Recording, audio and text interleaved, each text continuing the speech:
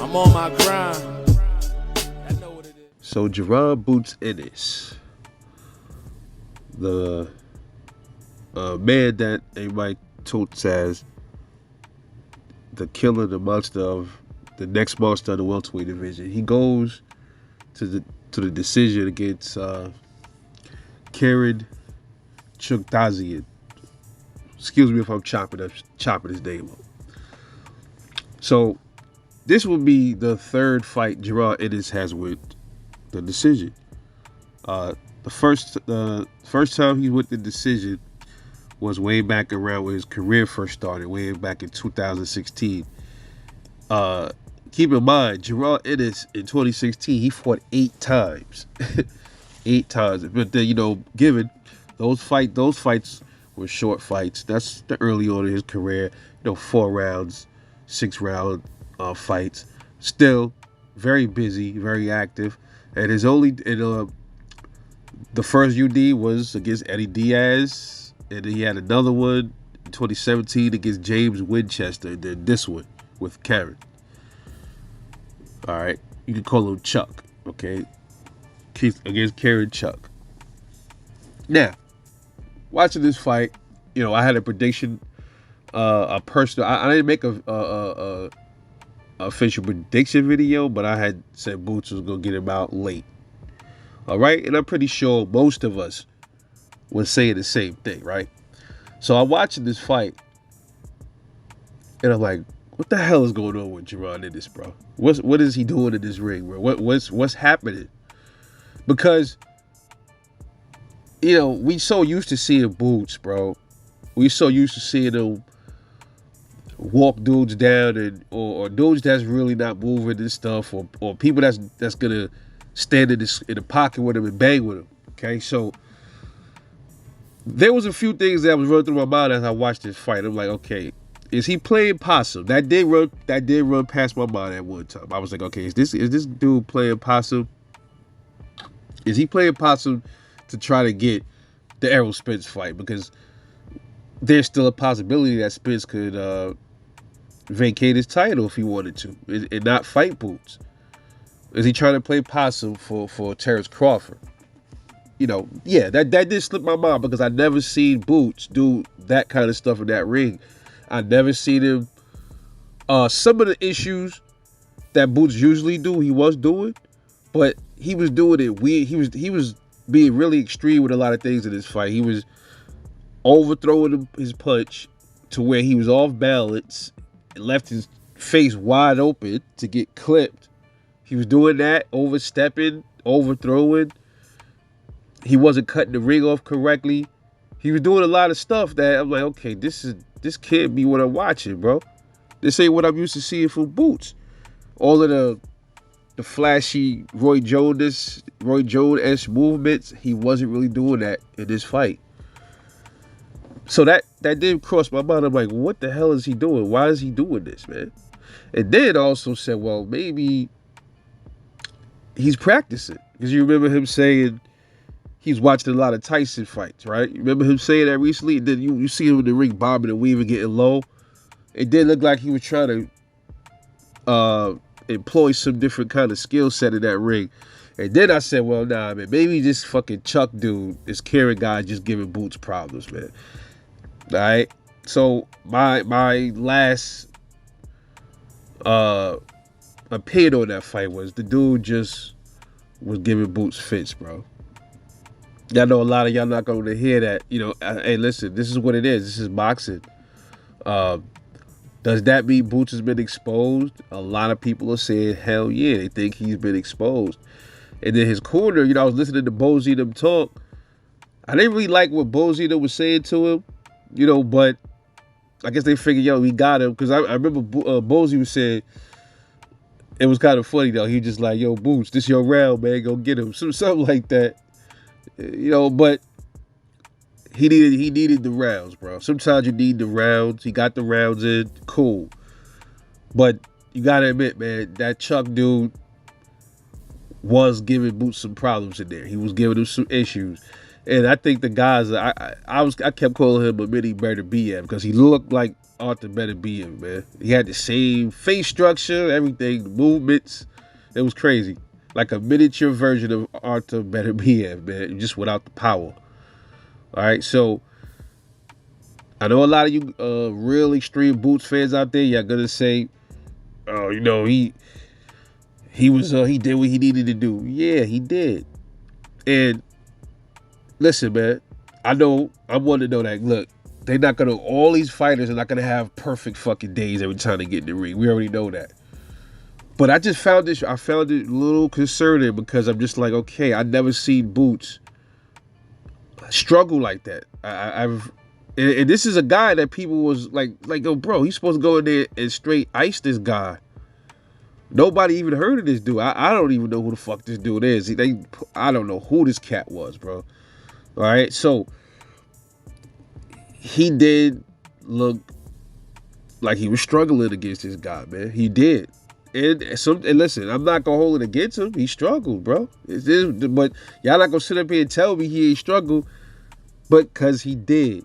Now, it leads to another set of questions.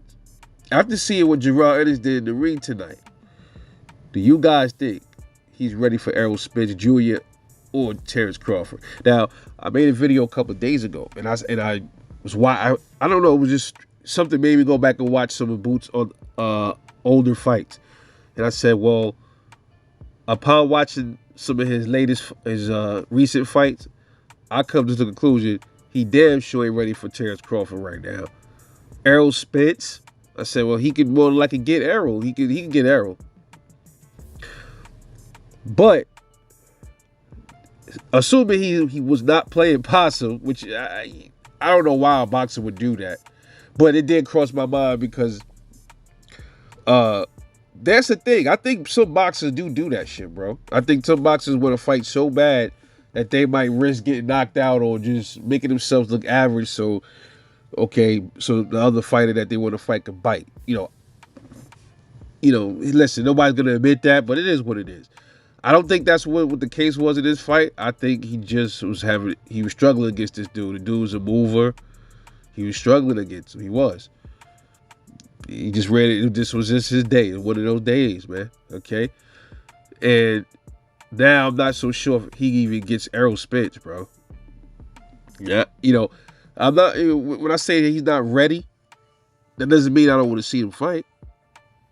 I don't think he beats Boots. I don't think he beats Bud. And I don't even think he beats Errol right now. All right. Now, I know y'all gonna say, well, bro, it was only one fight, bro. You don't know. What about the next fight? You don't know how you gonna look at it. Well, the next fight should be somebody of an Errol Spence caliber, correct? So if you saw him fighting like that against this Chuck dude, and the next fight, he wants to make a fight. He wants to fight the belt holders. He wants to fight Bud. He wants to fight Errol Spence. Then that means he ain't got nobody in between. So he going right for the big guys, right? You honestly gonna tell me the Boots you saw tonight is ready for Errol Spence or Terrence Crawford? No way. And y'all know me, man. Boots is one of my favorite fighters, but I'm just keeping it real. I'm not gonna sit up here and sugarcoat nothing. It is what it is. And I made videos months ago and I said, does Jaron Ennis get Erickson Lubin? Y'all, I don't know if y'all caught on to my channel back then, but if y'all just stopping through to the channel, go look up, type in Jaron Ennis Rebel Life, Erickson Lubin. Type in those words, and then you'll see a few. I think I made 1 or 2 videos like that. I think 1. And I said, what if Jaron Ennis goes in the ring with Bud or Errol and he gets stopped in 1 or 2 rounds? I know, a lot of y'all, oh, that's not gonna happen. Listen, it's boxing, bro. Tonight was just a weird night of boxing. There was all kind of weird stuff. It looked like to me that Tank was having issues. This video is not really my take. We're gonna talk about him too. But as far as Jaron Ennis goes, I think he was definitely tested tonight, and I think what he did in there was unexpected. He had a lot of flaws. He did cut the ring off correctly. And you cannot do that against an Errol Spence or Terrence Crawford. It's just what it is, bro. I don't lie, y'all like I want to hear that, but that's just what it is. So I don't want to hear, yo, bro, this was an off night. Yeah, I get it, but don't say this is an off night and you gotta see him in the next fight when the next fight is supposed to be motherfuckers that he can't beat fighting like that in this fight. Let's just keep it real now. The guy was giving him work. He was doing his thing. I don't think he hurt Boots. He didn't have the power to really hurt him, but he was frustrating him in there, bro. He really was. And it shows, I guess, against like dudes that move around like that, Boots might exhibit some issues. And he's gonna have to work on, he's gonna have to spar fighters like that. Fighters like that, that's why I keep telling y'all, man. I keep telling people all the time. Power. It's good to have power. But listen, dudes that move, bro. Lots of times, those dudes are hard to get knocked out. A lot of those dudes that move around a lot and got an engine and they're pure boxers or they just real awkward and like a Sandor Martin. That's one example right there. Very hard to knock this dude out. And even Boots team. Boots, you heard Bozy say, hey, see, he don't want to fight you, Boots. He running. See? Then we gonna get with that running stuff again. No, he wasn't running. He was boxing. That's what he was doing. We ain't gonna start that because our fighter things ain't going his way. Now the other fighter is running. Nah. Because if it was Boots in there and let's say he was fighting Virgil Ortiz when Boots is he's on his bicycle using his feet a lot. And then Virgil can't say, see, look, he's running around. He don't want to fight you, Virgil. What would Bozy and them say to that? They would say, well, of course they gonna say that. When somebody's a boxer, Boots is boxing. He's moving around using his footwork. That's what they'll say. So let's be fair all across the board. That's just what it is with me, man. But nonetheless, shout out to Boots. Jaron Ennis got the win. But in my humble opinion, he ain't ready for no bud, bro. And probably not even Errol Spence either. I'd still like to see it though, so we can see what the outcome will be. See if I'm wrong. Or see if I'm right. That's what makes the sport great, right? But anyway, let me know what you think about this fight. This is your boy, Rebel Life Boxing. Catch y'all later. And I'm off this. Peace.